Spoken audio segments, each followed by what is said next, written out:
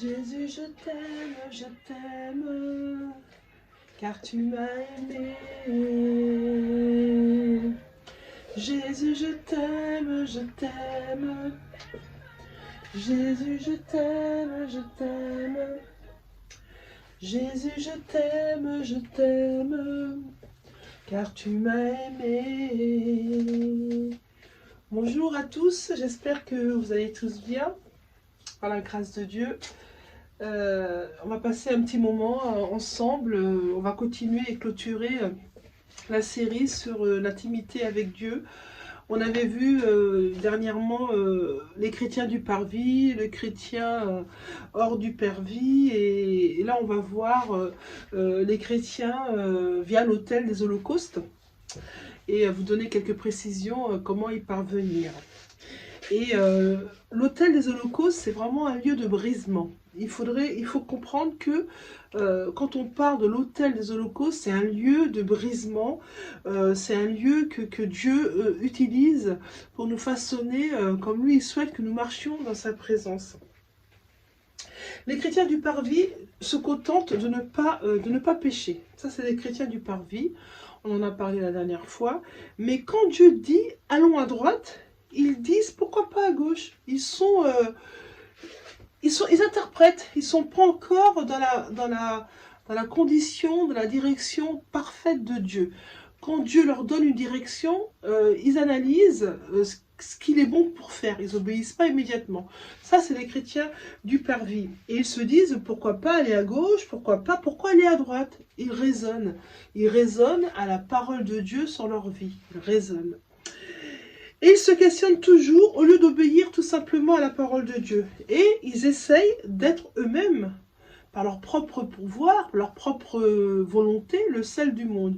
Ils ne laissent pas le Saint-Esprit être le sel du monde à leur place. La parole de Dieu déclare en Jean 14, 27, « Je vous laisse la paix, je vous donne ma paix, je ne vous donne pas comme le monde donne, que votre cœur ne se trouble point, ne s'alarme point. » C'est la parole de Dieu qui déclare ça en Jean. Le passage dans le parvis a pour seul but de nous délivrer de toutes les influences du monde. C'est important. Si nous souhaitons marcher dans la volonté de Dieu, si nous souhaitons être connectés à l'Esprit de Dieu, il faut que nous puissions passer dans cette étape qui est le parvis. Parce que nous devons être des instruments et ne n'être troublés par aucune circonstance. Et nous devons passer cette étape, c'est important. Parce que ce passage va nous délivrer, nous permettre de grandir, de nous développer dans la présence de Dieu, parce que nous savons passer ce passage vers le parvis. Et on sera délivré de notre chair, des influences, de ce qu'on peut écouter à la télé, de ce que peuvent dire des collègues, que peuvent dire d'autres chrétiens. On est simplement focalisé sur la parole de Dieu et ce que le Saint-Esprit nous dit pour nous diriger, pour être dans sa totale compréhension de la parole de Dieu, des chrétiens du parvis.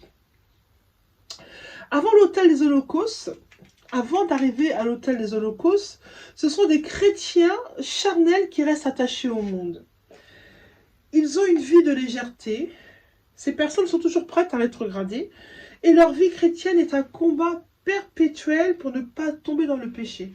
Ça, c'est les chrétiens du parvis.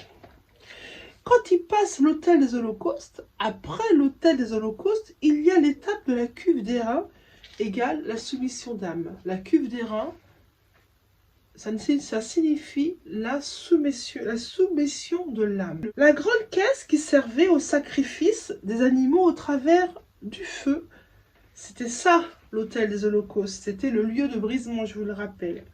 Le feu est une image de la parole de Dieu qui doit entrer dans nous. Cette parole de Dieu doit rentrer, doit circuler, doit déterminer, doit nettoyer toutes nos pensées charnelles et faire de nous vraiment un autel puissant pour la gloire de Dieu. La parole de Dieu déclare en Jérémie 23, 24, « Ma parole n'est-elle pas comme un feu, déclare Dieu, et comme un marteau qui brise le roc ?» La parole de Dieu a ce pouvoir. Le roc égale, qu'est-ce que c'est le roc? C'est une mauvaise habitude, c'est de mauvais penchants que nous avons pris, que nous avons l'habitude de faire tous les jours et que nous ne nous rendons pas compte que c'est une mauvaise habitude et ça nous empêche d'aller dans la présence de Dieu, dans la gloire de Dieu. Quand l'autel des holocaustes fait son travail dans votre vie et dans notre vie à tous, c'est tout simplement laisser Dieu venir nous transformer, laisser Dieu venir faire de nous un vase utile. Beaucoup de croyants montent sur cet autel et dès que le feu commence à les toucher, ils ne le supportent pas. Au lieu de franchir cette étape, ils errent pendant des années dans le parvis, des fois toute leur vie. Ils restent dans le parvis. On appelle même les doyens du parvis, parce qu'ils sont restés concentrés toute leur vie dans le parvis, parce qu'ils n'arrivent pas à passer le parvis, à dépasser l'étape du feu, pour aller dans la direction de Dieu. Ils n'arrivent pas à obéir totalement à la parole de Dieu. Quand Dieu leur donne un ordre, ils raisonnent. Ils se disent j'y vais pas. Au final, ils en font qu'à leur propre pensée, leur propre décision, et pas la décision du Saint-Esprit pour leur vie. Vous restez toujours au même point. Vous n'évoluez pas dans la présence de Dieu. Le but d'être un chrétien né de nouveau, c'est de grandir, évoluer et être à l'égal de Jésus. C'est ça l'objectif, c'est pas de rester toujours au même, de stagner comme une eau stagnante, au même point. C'est de grandir, d'évoluer, d'avancer, de grandir avec Christ. C'est ça le but de tout chrétien. Nous sommes tous amenés à faire des choses grandioses pour Christ. Ce n'est pas donné à une élite, à certaines personnes plus puissantes que d'autres. Non. Nous, enfants de Dieu, nous sommes tous amenés, tous, à être comme ce qu'a fait Jésus, à faire ce qu'a fait Jésus. Nous devons le faire. Nous avons cette possibilité si nous décidons de nous laisser conduire par l'Esprit. Ça, c'est encore autre chose. Tout comme les sacrifices devaient être consumés entièrement, nous devons être aussi entièrement consumés. Consumés par nos désirs, la chair, qui veut prendre le contrôle de la pensée de l'esprit. Galates 5, 17, 21 déclare « Car la chair a des désirs contraires à ceux de l'esprit, et l'esprit en a de contraires à ceux de la chair. Ils sont opposés entre eux, afin que vous ne sachiez point ce que vous voudriez. Si vous êtes conduit par l'esprit, vous n'êtes point sous la loi, parce que vous êtes conduit par l'esprit. » Vous savez, d'être conduit par l'esprit, c'est quelque chose que vous devriez demander. D'ailleurs, je vais faire une prière. Seigneur, je prie dans le nom de Jésus que toutes les personnes qui vont m'entendre, Seigneur, qu'ils ouvrent leur intelligence pour être conduits par l'Esprit de Dieu. Uniquement par l'Esprit de Dieu et pas par leur questionnement, pas par leur raisonnement, mais uniquement par ton Esprit. Je le déclare sur votre vie dans le nom de Jésus. Aspirez à être conduit par l'Esprit. Si vous êtes conduit par l'Esprit de Dieu, les décisions que vous devriez prendre, vous devez apprendre concernant votre vie ou la vie de vos enfants, et ça sera guidé par l'Esprit de Dieu.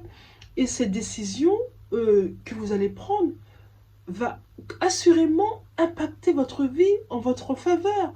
Parce que c'est le Saint-Esprit qui va prendre la décision et ce n'est pas vous. Mais si c'est vous qui prenez la décision remplie dans la chair, encore dans le parvis, dès qu'il faut aller au chaud, vous reculez, ben vous allez à l'échec. Parce que nous, on ne sait pas ce qu'il faut demander. C'est l'Esprit seul qui vit en nous, qui connaît ce qui est bon pour nous. Ce n'est pas nous, c'est l'Esprit.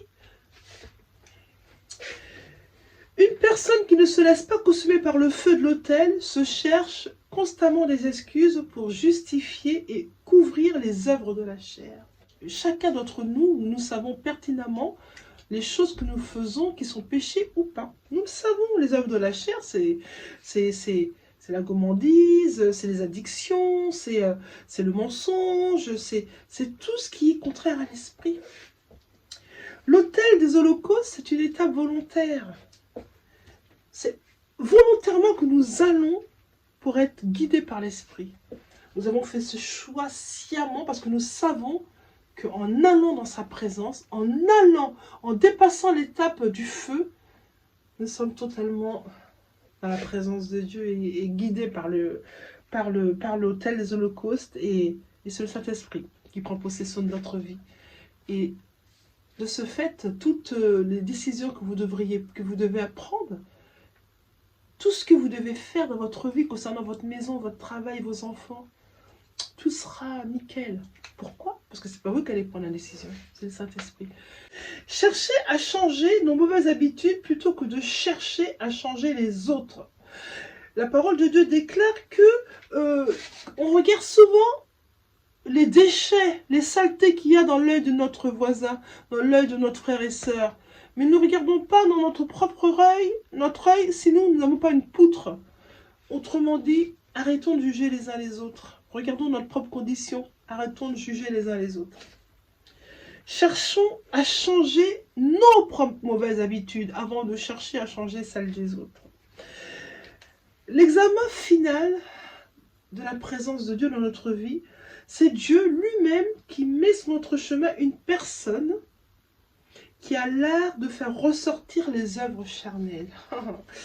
Oui, c'est Dieu qui fait ça. Dieu fait exprès de mettre cette personne autour de vous pour comprendre et voir si vous avez réussi ce passage obligé. Pour servir Dieu, ce passage est presque, c'est pas presque, il est obligé. Vous devez passer cette étape-là.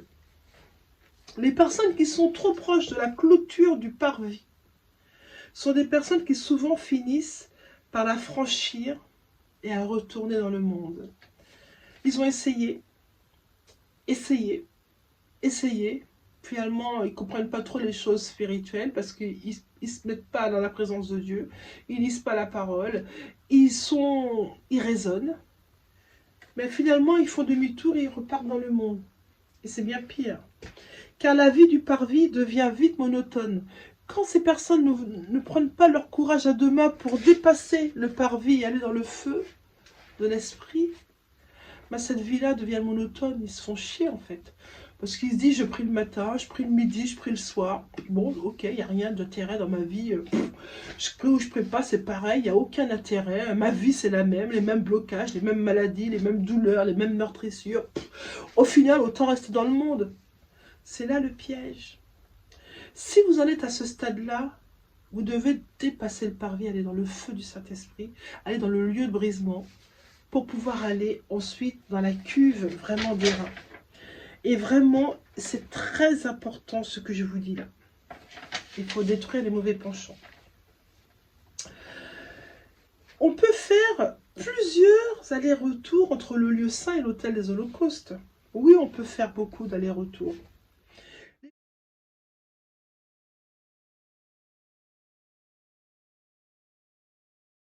Apocalypse 11, 2 déclare « Et le parvis qui est en dehors du temple, rejette-le et ne le mesure point, car il a été donné aux nations et elles fouleront aux pieds la cité sainte 42 mois. » Le parvis est en dehors du temple. Nous devons apprendre et tout faire pour y accéder.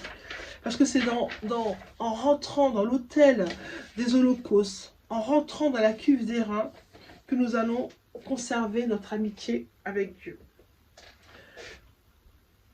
La prochaine fois, je détaillerai plus comment être ami de Dieu. Nous parlerons comment être ami de Dieu, mais ça sera pour la prochaine vidéo. Au revoir.